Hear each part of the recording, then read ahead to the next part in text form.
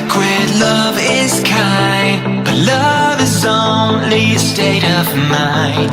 It's in your heart and in your soul, where nothing hurts like letting go of all you had, go of all you want, and surrender.